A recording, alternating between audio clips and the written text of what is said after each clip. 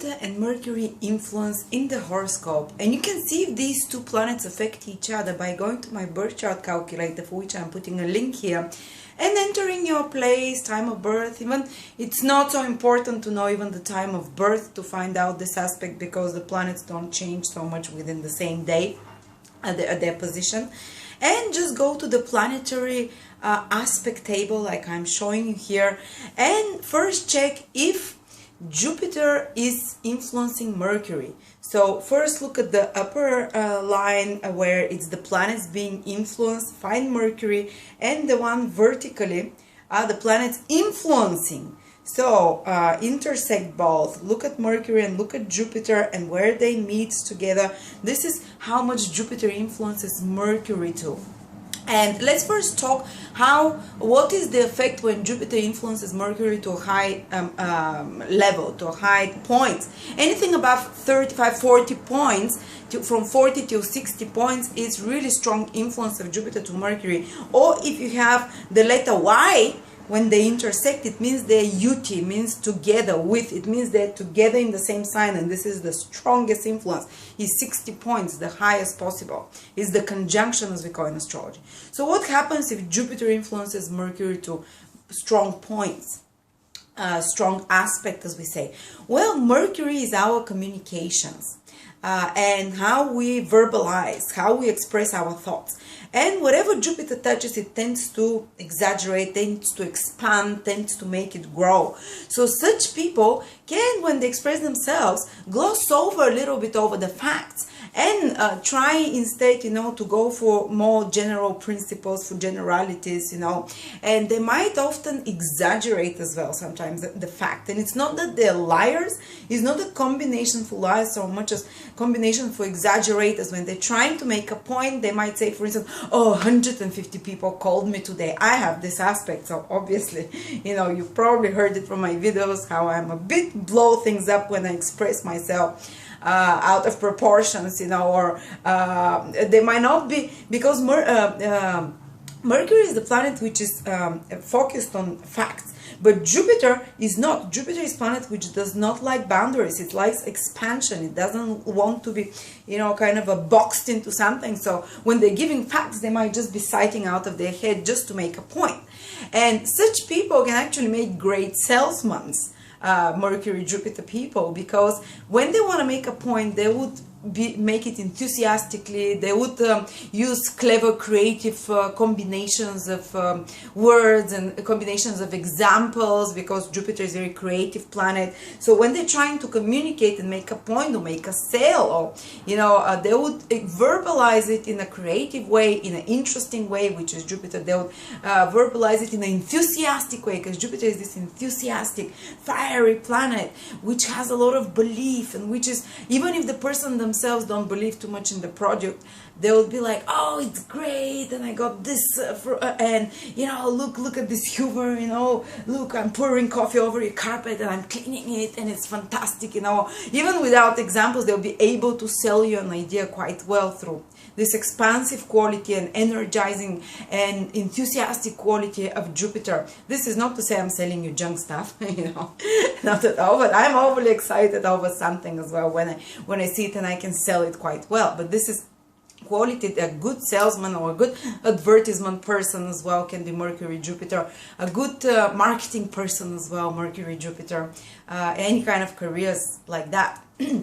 And but again, as I said, unless there is influence of Saturn also to Mercury, you check Saturn here from the planets and check if Saturn is also aspecting Mercury. If it's above more points than Jupiter, then this tendency to exaggerate and gloss over facts will be toned down, because Saturn is a very factual, very practical, down-to-earth planet. But if it's just Jupiter and we don't care about the other planets, then the person will tend to do this exaggeration. And often it's not like being, when Mercury is the planet of facts, is the planet of observing the present, analyzing it, and Jupiter is the planet of philosophy, of ideals and principles, not so much facts as ideals and principles. So the person might often be a little bit absent-minded. Imagine like the really brilliant professor who is constantly in his head and developing some theory or philosophizing something and looking for the so-called food for thought.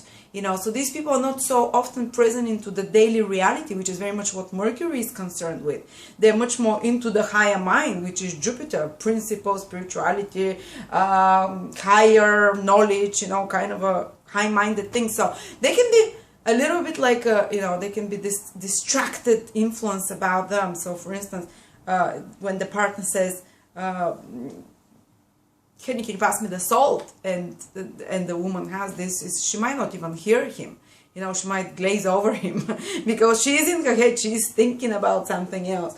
And a lot of astrologers will tell you that Mercury, Jupiter, because Jupiter expands everything, will be talking a lot, but it's not always the case, because I've actually seen that such people can be quite a lot into their head and often be quite quiet at moments. Actually, it can go both ways. At moments they can talk a lot and they can verbalize really well, but at moments they'll be totally absent from the moment and even from any conversation that's going around, because they're into their higher mind and they're thinking about some principle, something else, and this kind of they can look quite distracted, quite detached somehow as well. And Mercury also rules our interests, things that we find curious, that we're interested in. And when Jupiter affects it, we would often be interested in Jupiterian things, which is philosophy, law, ethics, politics, the high-minded things, the things of principles, the things of the higher mind, this kind of a big matters in life. So we might be interested in,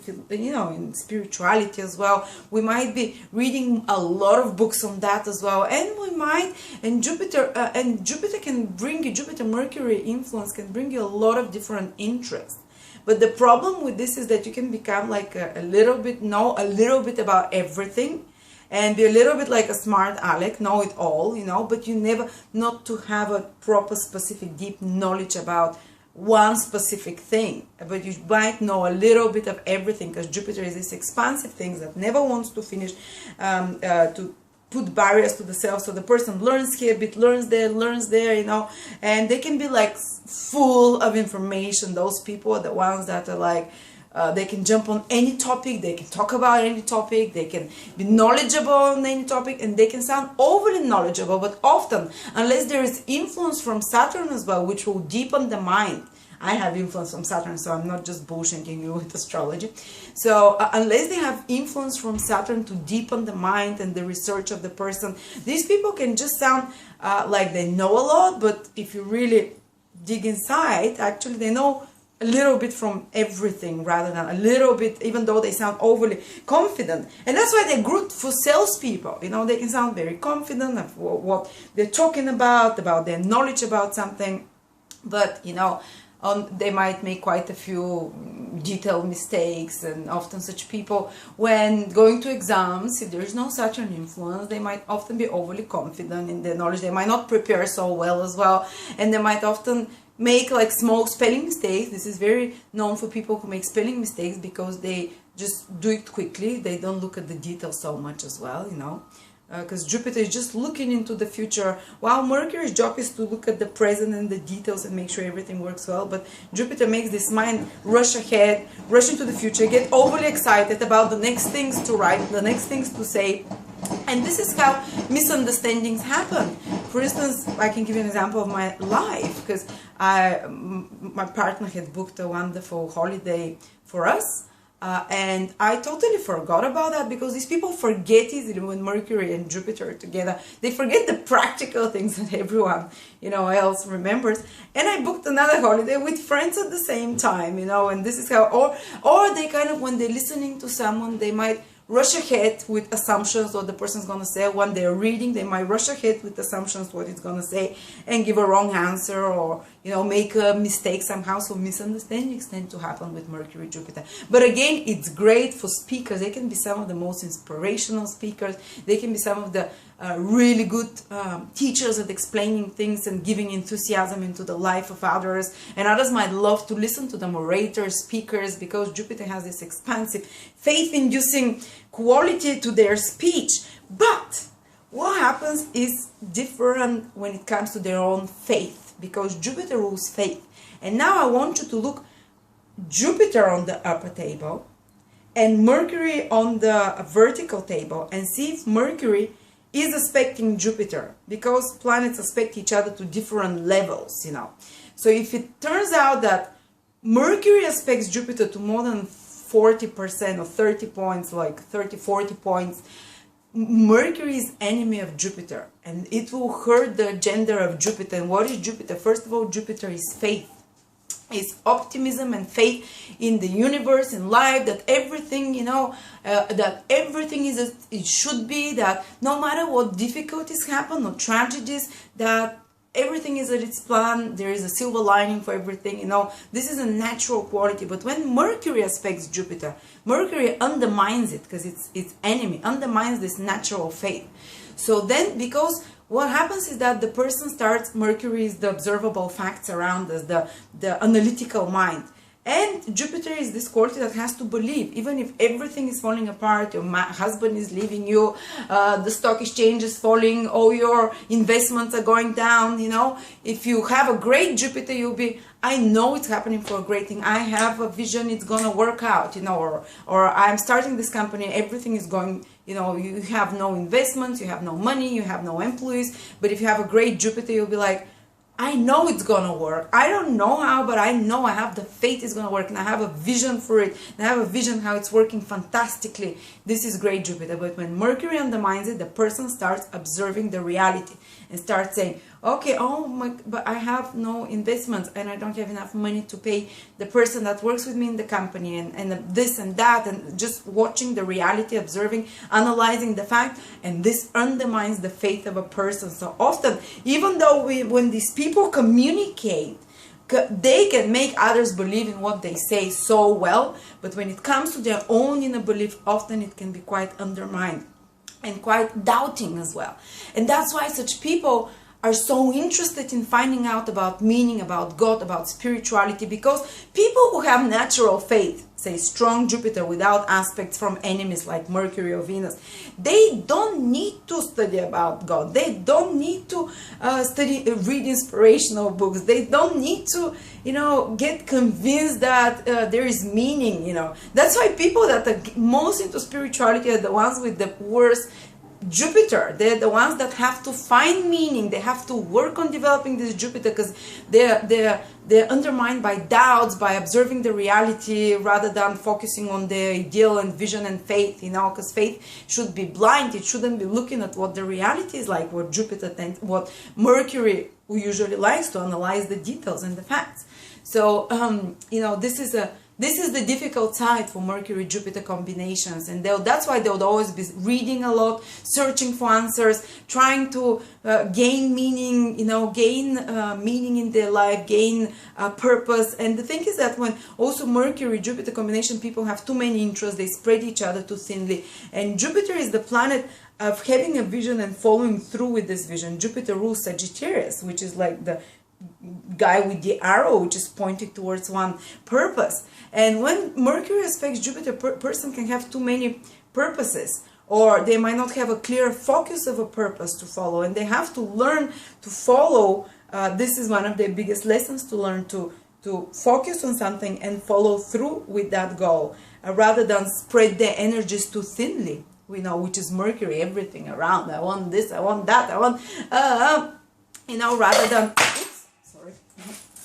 oh, I hope it's not a bad sign. Rather than, you know, go spread themselves too thinly, yeah. And Mercury is also Jupiter in ancient astrology. In for instance, it rules the husband for a woman. So in a chart of a woman, it sometimes might be a bit hard when Mercury aspects Jupiter, because what is the husband? Why is Jupiter the husband? Because Jupiter is the planet of faith, of optimism, and generosity, and like being like a teacher and leader, and being like an inspirational figure, and a figure that believes into the marriage, that believes of the vision of the marriage. But when Mercury aspects it, this is a man who would be too much aware of the reality around him. So when, for instance, the woman goes into a post, like depression after post-pregnancy, instead of him having the belief that everything will be okay, that this is the vision, and the marriage he's always wanted, he believes in this marriage, he believes in this high ideal. This is what Jupiter is, high ideals. And a marriage is something, if it can be continued only if both people have high ideals for the marriage. But when Mercury is there, say a woman has Jupiter with Mercury, it shows that the husband, who is Jupiter, might be very much aware of the reality, and he might, for instance, it might be harder for him to keep the vision and the ideal for this relationship as well. So he might get more easily discouraged, let's say, or she might attract men who are sometimes even a bit petty when it comes to, maybe a little bit stingy as well, because Mercury is this calculating planet, while Jupiter is this generous planet which wants to give. But when Mercury aspects it, it takes its air out. So the husband might be like, okay, you pay your half, I pay my half. It's not that she can't have a husband, she can have husband, but it will have a little bit more petty qualities to that husband, and a little bit more him not staying with this grand vision for the relationship, but getting more easily discouraged from the reality around, from observing the reality, seeing her without makeup, seeing her, burp in front of him. This can really take his love his devotion and his ideal down a few notches. If Mercury was not aspecting Jupiter into the woman's chart, the man would not be like that. The man would not take account of what, he would keep an ideal in his head, and this is what we want in relationships. We don't want someone telling us, our husband telling us, or our partner telling us, put on some makeup, or can you wash your hair, or you've put on weight, and this is what Mercury, Jupiter women would often get from the man noticing the details that are not so perfect, and kind of, they stick out into his head. Anyway, what else is, let's see, Mercury rules smell, the sound, the sense of smell. And when Jupiter aspects it, so now we're talking aspect of Jupiter to Mercury, the person can have very strong, acute sense of smell, almost like exaggerated. They can almost associate a lot of emotional experience, or a lot of, they can have like a smell memory almost, or often, because I have this aspect when I would love to smell everything, even people sometimes, it's so important on me, and I have such a strong sense of smell as well, for me, I can almost eat the food through the smell. But Jupiter rules hearing.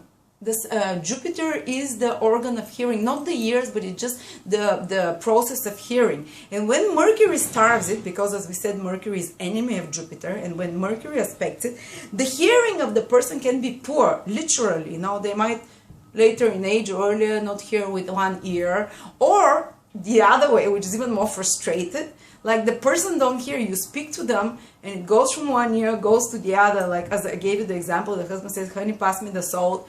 And the woman is spaced out in her head, or something in her thoughts, and she doesn't hear what they're telling her, or, so this can be, again, misunderstanding, and sometimes miscommunication can happen. Or like in my case, because Mercury aspects my Jupiter very strongly, sound problems. Like when I record videos, I've never for 4 years been able to find the good microphone. It keeps breaking down, and everyone is complaining the sound quality is not as good, So this is something which, again, is very often can happen with Mercury, Jupiter.